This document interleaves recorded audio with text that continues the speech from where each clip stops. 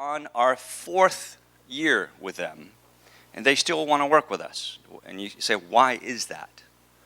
I hope one of them is we solve a relatively high quality problem for them, and that is operations and logistics. That's different than many of the drone technology talks about, because the drone community talks about agronomy.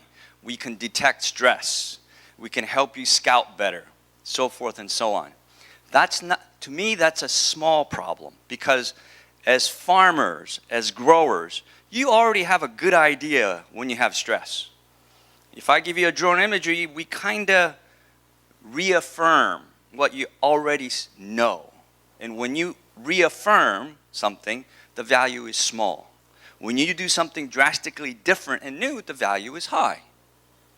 So we're not a big company. We don't have a big company giving us money to operate our business. We only can operate when we have revenue and profit. So we have to focus and deliver good value to our customers. So this customer, they have a significant logistics and operations efficiency challenges. For example, they have a sugar mill, large sugar mill. And the sugar mill has a specific per day consumption. And they spent a lot of money creating this factory. And if that factory is not operating at the optimum efficiency, then you don't make as much money. So if you can help them bring in sugarcane just at the right time throughout the year so that this mill runs efficiently, then that's of high value. They also have a tremendous amount of logistics operations. They even have their own rail system. They have significant amount of equipment that they have to maneuver and allocate for 80,000 hectares all year. And if you can deliver information where they can predict what's going to happen with accuracy, then you become more efficient. Okay?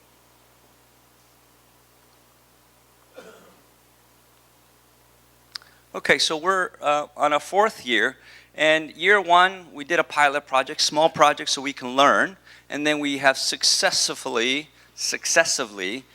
built up our capabilities, starting with yield estimation and using that information to do things like harvest schedule optimization. When do I harvest a specific field to get the maximum yield? That changed the way they scheduled harvest. They scheduled harvest according to schedule, experience, and the availability of equipment. Now they schedule their harvest based on predictive information of which field is going to give you the maximum yield and when. Dramatically changing the way they do operations. Okay? And then after you're able to do harvest optimization scheduling, the next derivative is, for example, plant rotation schedule. What is the optimum schedule to rotate your crops? Sometimes it's better to go successive planting because the soil characteristics, the variety, many things. Sometimes it's better to leave the land fallow. Sometimes it's better to plant another crop, like corn, and rotate. Again, these were done with experience, good historical information, but now we have the opportunity to do data analytics and combine them with experience and historical to deliver better information. Okay, so when we initially started working with them, they gave us a test. And we have to pass this test.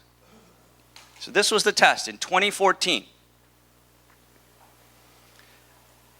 At the individual field level, they averaged or mean harvest yields of 2,736 tons. But the important number is at the field level, their error in estimating yield was 14.2% at the field level.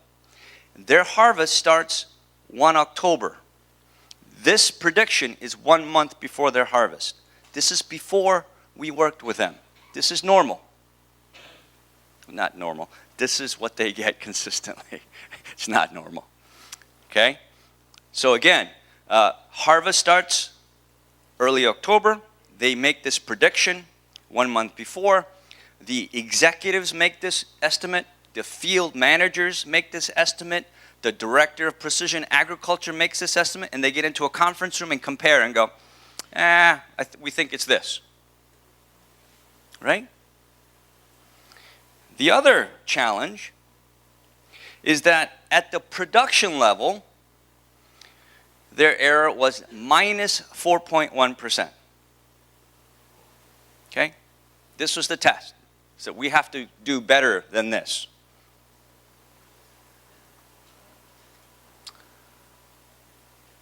So here we are. Here's our test summary. They started at 14.2%. And what we did was we've taken their estimates here and we added different level of complexity in our machine learning algorithm. And you can tell after we did historical information, added soil information, some relational information, some satellite information, that error starts to go dramatically down. And so that initial error of 14.2% is down to about 8.6% when we did this in 2015. And at the aggregate level, the production level, the error went from 4-point-something%, minus 4.1, down to close to 1%. Now, this level of accuracy, by the way, is not 1 month before harvest. This is 6 months before harvest. With that information, now you can make predictive decisions with high confidence, right? So I'll give you a little example of that. Oh, so what did we do to initially get those results? So we compared. We didn't know if our algorithm was going to work. So we had to create small experiments. So we flew manned aircraft for 10,000 hectares, and we flew unmanned aircraft at 1,000 hectares, and we compared results. And it turns out, obviously, that the drones gives you high resolution imagery. Manned aircraft does not. So this was about 25 centimeters per pixel. This was about 2 centimeters per pixel. But the yield estimation was not improved with higher resolution. So we cut the drone flights, and we only did manned aircraft flights. Now, we don't do any manned aircraft flights. Our algorithm learns over time, and so we can now predict what the aerial imagery can be like. So we have eliminated that as well. And so this phenomena of machine learning is going to be a tremendous impact in agriculture. Just like you and me, we learn. The machine algorithms learn. The more you feed it, the more it learns. It's just that humans can have a few inputs at the same time. Our system brings in 14,000 data points and learns from that. And the more you feed it, the better it learns. This is self-driving cars. This is tractor automation. This is image recognition on your phones. This same base technology, we believe, will have a tremendous transformative impact in agriculture. We're a small company, and we can do this. So imagine some of the companies that will be developed in Peru or Latam, having access to these techniques. It will have a tremendous impact. So just a little deeper explanation of what we do. We interconnect the data. Remember I said at Digital Harvest, we do not really focus on one technology. We focus on the problem and then bring in whatever technology solves the problem. So it frees us. It gives us freedom to then use whatever technologies, whatever data sources, and connect them, interconnect the data. Once we do that, then we have to put that data in a time series, right? Because agriculture happens over a time period. And then we have a proprietary analytics engine that creates this relationship of input and output the simplest relationship is yield estimation. The yield estimation is sort of the cornerstone. It starts to give you this relationship. If you do this, you will get this out numerically and with precise data. Now you know what are the top 3 things that contributed to this number. Was it weather? Was it good management practices? Was it irrigation? Was it soil? Was it climate? All these things now you're able to quantify predictively. Okay? And then just like we learn, we make mistakes, improve our decisions, and you do it again, hopefully with a little better results. So you evaluate and iterate. Feedback loop, just like us, the way we learn. Same thing now, similar with machines. So another way of showing what we did to get to those results, let me explain this. So the grower error, this is a customer error, and so over here, anything that is white means that there were plus or minus 2 tons per acre in error. This is what they predicted. So for example, over here, the deep blue, they have, their estimate was off, and this field produced plus 8 to plus 50 additional tons of sugarcane after it was harvested. So here, they underestimated, and down here, they overestimated, right? And then this is what they did, and this is what Digital Harvest did. Again, just a quick test. Are we delivering value? And this gave our customer confidence to go from 2014, 2015, now we're looking at 2018 projects. Okay, another example. You have memory. It's called experience, right? The gray hairs gives you wisdom. Computer is starting to do that. So this customer had 17 years of data. We have to clean up the data, but it was good because those are inputs. Those are hidden pieces of wisdom, gray hairs. And so what we did when we looked at that over 17 growing seasons, the customer's error, 10 out of 17 years, their error was above 4%.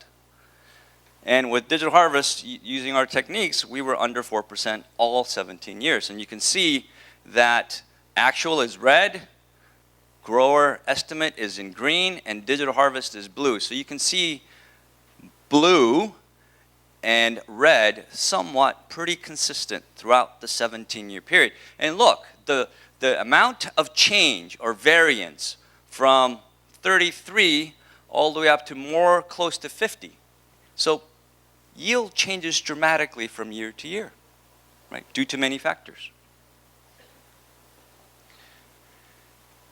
Let's jump ahead to 2016 and 17. I wanted to show you that the blue line is recent precipitation. In Florida, sugarcane is grown with rainwater, right? You are lucky in Peru to have a very good irrigation system, so you can control the amount of water. Here, you cannot. So here, in 2016, they had lots and lots of rain during that season, right? Particularly in the winter time. Summertime for you, winter time for us. So the green line is average precipitation. And during those seasons in 2016, you had a lot of water. But look what happens in 2017. 2017 was very dry winter.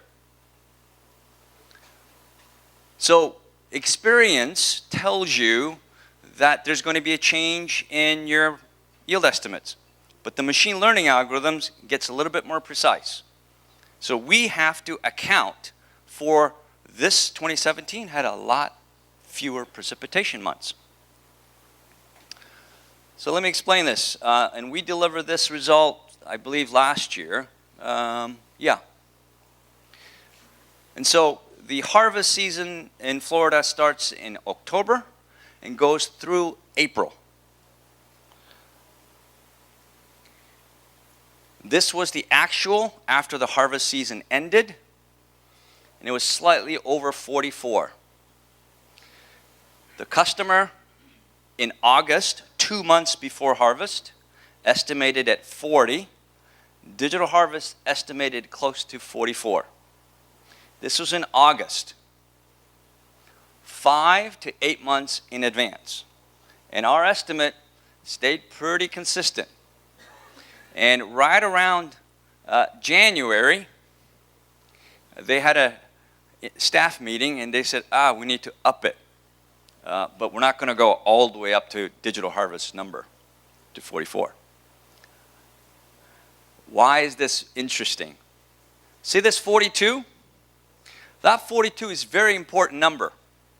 Because if you go under 42, the factory does not have enough. So you must make a decision. Do I buy more sugar cane? Or do I hope I will have enough so that I don't have to buy? That's a stressful period for the managers. Because you're making some very big decisions. And because of our estimate this year or last year of that, close to 44, they decided that they're not going to buy. They will have enough. And then as season progresses, certainly we were pretty close. But it's not the fact that it's accurate. It's the fact that we were very early. Time, right? Predictive and accurate. So what did that really mean for this customer? It means that 44 over the harvest period means that they had 750 extra tons of sugar cane. Right?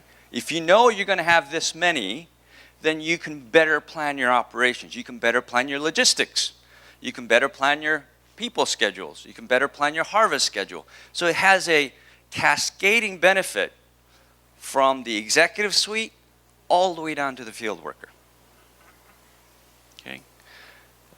The other thing, so during harvest, you focus on harvest.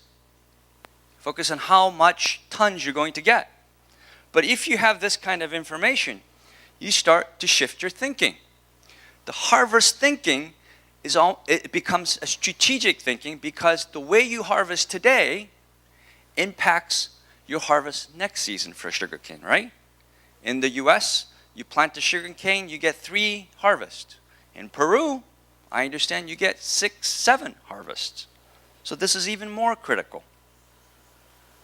So sometimes you can decide during the harvest season what your plant rotation schedule is going to be like for next season. So now you're starting to make these decisions predictively because you're able to deliver yield information, right? I know this is very small print, but the important thing is this is now about harvest scheduling. And one of the things that our customer wanted to know is they know over a certain period of months, you get optimum harvest, and then it starts to decline. They just don't know exactly when that is, the peak. They want to know when that is. Not only do they want to know ahead of time, earlier, so they can plan, right? And so all these designators, this is time, and over here are different ways we identify, is it plant cane, is it stubble cane, is it regular cane or successive cane? Successive cane is you don't let the land fallow. You harvest and you plant new cane. Regular cane is you leave the land fallow and then you plant. So for all these different scenarios, we can visualize the results. Now the team is able to make more accurate decisions, again, earlier. Okay, just another example. So let's review. What do we do? What does Digital Harvest deliver to our customer? And we deliver these answers, proactive answers. When we deliver accurate predictive yield, the customer is now able to make early to buy or not to buy decision. We talked about that. Here, perhaps more applicable in Peru, you're able to make decisions of when to stop irrigation. Water is very, very expensive. You have a great irrigation projects, and you want to use that water in the optimum way as possible. So knowing that in advance, could be helpful.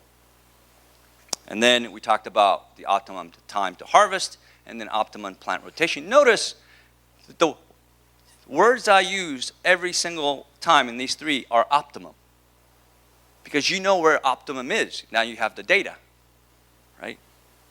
You don't guess based on experience. Now you can be more and more precise.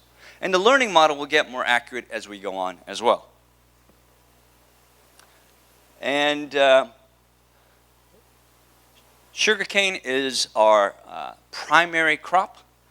To do data analytics correctly, you cannot have a general approach, in our opinion. You must take a really detailed understanding of the crop. And so sugarcane is something we started. Now, this is our first time doing potatoes in the US. This is a much more difficult project because the biomass is above ground, but the product is underground. But we're pretty confident we can do this. And then if we can do that, then we look at some of the other crops that are underground, like tomatoes. Tomatoes aren't quite underground, but onions is a big crop in the United States, particularly where our research and development office. And then the ground robotics project I mentioned yesterday will help us also address the tree and vine fruit yield estimation as well. Muchas gracias.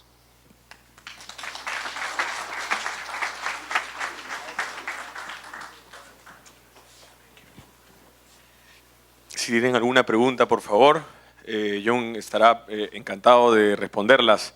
¿Hay alguna pregunta entre el público? Al señor.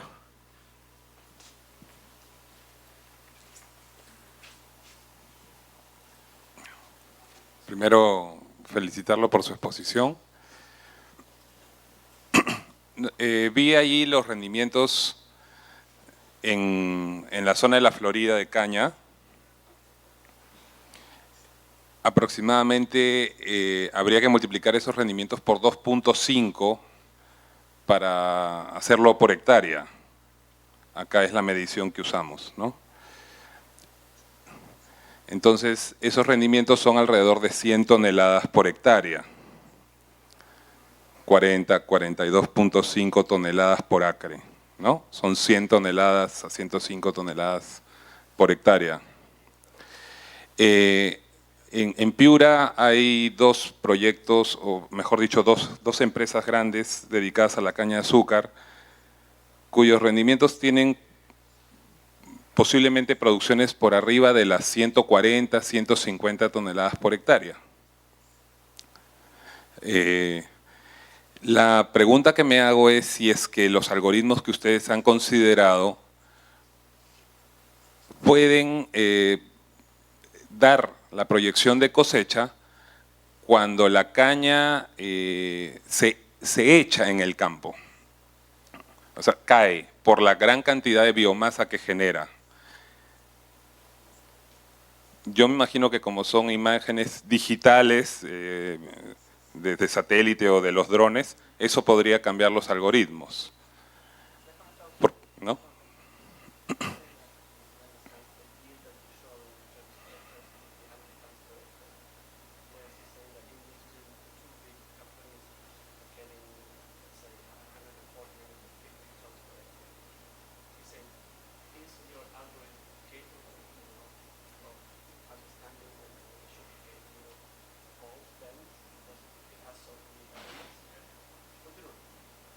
Y la pregunta es si es que, ¿qué opina usted de eso? Porque los rendimientos son distintos.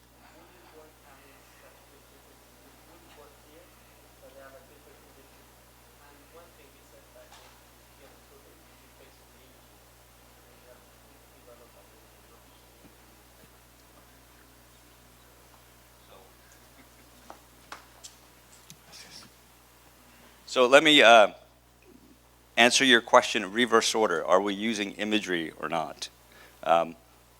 So we're not using manned aerial information anymore.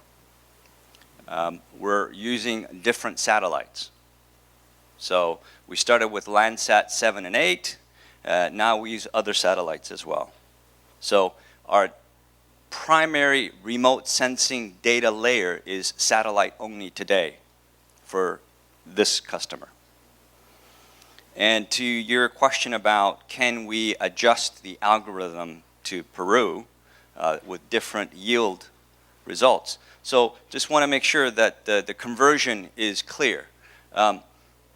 Although I mentioned the number of area in hectares, please note that the tonnage is not per hectare, it's per acre. So you have to multiply that by 2.5, just want to be clear. And so we also have in Florida many fields that are so heavy it lays over. So to us, remember the input. The input is the data. So if you input data, and we know your soil information, we know the local climate information, and you have historical information, and other information that we would ask you in a closed-door setting, as long as you have that information, the algorithm doesn't really know it's in Florida or it's in Peru. It's those conditions that are changing that makes the engine adjust. So, for example, we do potatoes in the US, but it has to be very specific potatoes. And when we do sweet potatoes in southern US, very different climate, very different soil, so it has to adjust to those. So just like we can adjust from southeast United States to northwest US, we can certainly adjust to any conditions that are here. Having said that, Peru in particular, this area, Ica, Trujillo, PIURA, is much better for us because you have low cloud cover. In Florida, cloud cover is 70%. So our satellite imagery, 70% of our satellite has cloud contamination. So we have to throw that out. And so when we try to adjust for the clouds, we have to do a lot of work, our engineers. Here, you have very little clouds. So that improves the quality of the data. So we're very encouraged. When I first had the opportunity through Patricio to come visit and visit some companies, the first thing I did, ask my NASA engineer to go to the satellite database, pull up some imagery of these areas west of the Andes, and I was pleasantly surprised how clean the data was. So we're very encouraged. We think we can even get better results, more accurate results in Peru because of the topography and the weather. ¿Hay alguna otra pregunta? Por favor. Gracias. Ken, en referencia al día de la cosecha, ¿cuál es el tiempo óptimo en que debes o debemos hacer la predicción con el menor error posible?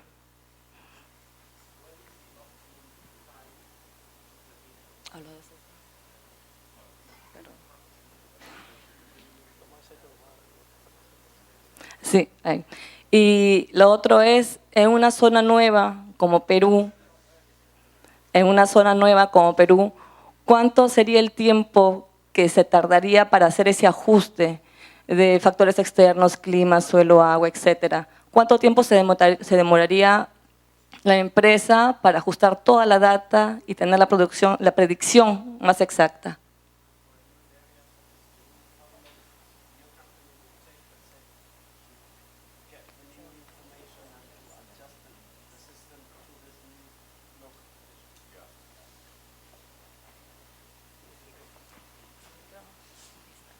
So let me, again, reverse the answer. So how long does it take for us to configure or reconfigure our engine to adjust to the Peruvian condition? That's your question, I think. And so I would say we're going to need one season to be realistic. I want to say we can do this in a few months, but one season, and to me that one season is about 10 to 12 months. Right? And the reason why I say that is just like a human being, we can deliver the initial results within a few weeks. But we have to talk with our customer and iterate and learn. And this learning takes most time. The engineering it doesn't take that long. The technical reconfiguration doesn't take that long. A few months, 3 months, 6 months. But delivering the results, working with our customer and adjusting, fine-tuning those results takes at least a year. That's what we would like to do. So when we work with a customer, we're very careful as to lower the expectations. Because again, this is new to us. Peruvian climate seems to be favorable, but we don't know. So to your question, I think it's about 1 season, 1 year.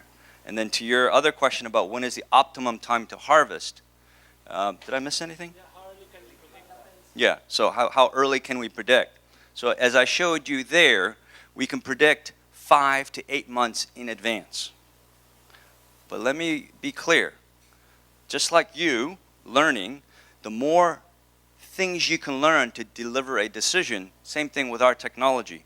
The more records you have, the clean records you have, consistent records you have, all these are quality data problems. So if you have high quality data, you have a lot of data, and you have deep data, then the results and the work for us is quite fast. So this is where we can go 5 to 8 months before harvest.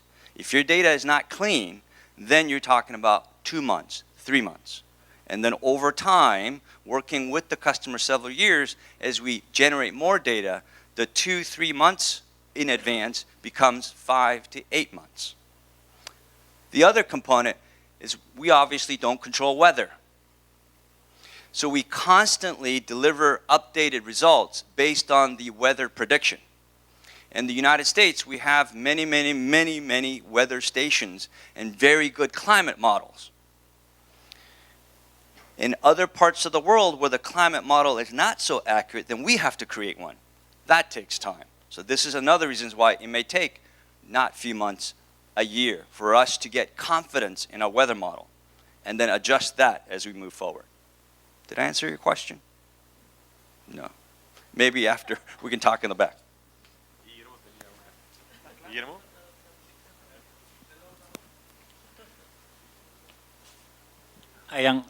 Thank you for the talk. ¿La puedo hacer en inglés? Sí, ¿no? Ya, ok. Bueno, gracias por el talk. Y la pregunta es, en línea con la data que estaban hablando, ¿no? Lo importante que es tener data para poder construir modelos.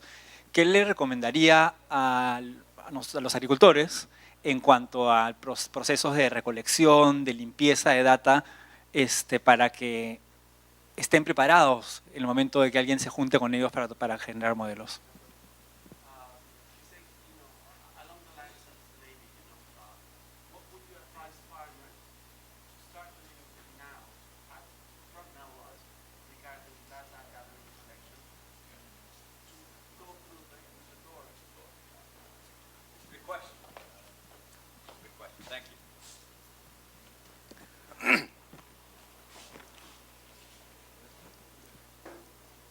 Keep good records.